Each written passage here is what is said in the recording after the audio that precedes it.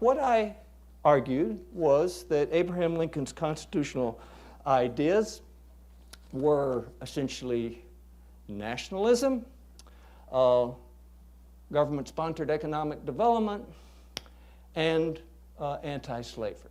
That these were the sources of Lincoln's constitutional ideas, and they all came from very early in his life. So let's think about it. You know, when we think about Abraham Lincoln's early life, we tend to think of a place rather than a time, right? We think, oh, he grew up on the frontier. Well, that's true. But what's just as important as that is the time that he grew up on the frontier. Abraham Lincoln was born in 1809. So he was 6 years old when the War of 1812 ended. And the War of 18, that had just as much consequence for Abraham Lincoln, I think, as growing up on the frontier. Because the War of 1812, well, every intelligent American knew we lost that war. And they knew that, in fact, we didn't even have a country. If you don't have roads on which to march troops, if you don't have banks to gather capital and get the pay to the troops, if you don't have manufactured products, you don't have a country.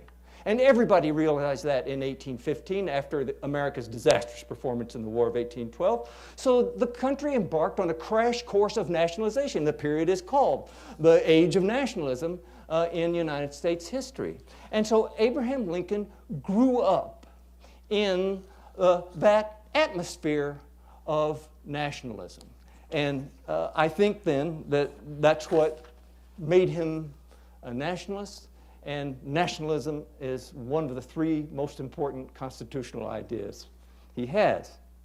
The second of Lincoln's constitutional ideas came from the economic development program of the Whig Party.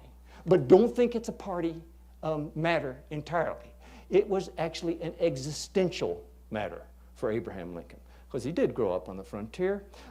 He grew up as the poor son of an illiterate father on hardscrabble farms in Kentucky and then Indiana. And that shaped his ideas ever after. Because if you were a poor but ambitious boy living on essentially a subsistence agriculture environment, how are you going to get out? If you don't have a road to leave, if you can't get a bank loan, if there aren't any manufactured products, you're stuck.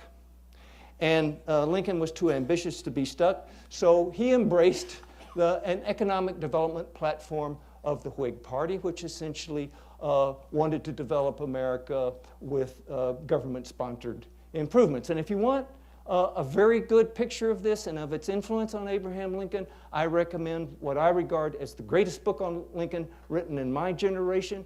It's by Gabor S. Boritt, and it's called Lincoln and the Economics of the American Dream. Well, the Whig Party then has the answer to Lincoln's existential problem of nationally sponsored development of roads and canals, of a protective tariff to develop infant industries for manufacturing, and of a national bank which will pool capital and make sure there's plenty of currency for commercial transactions. And, well, you know, if I consult this document, if you look in this, there really isn't anything in it that says that the government can build canals, right? Where's the clause that says that? So if you're going to be a Whig, you are almost automatically going to have to interpret the Constitution broadly, all right? So that's the second factor in Lincoln's constitutional development.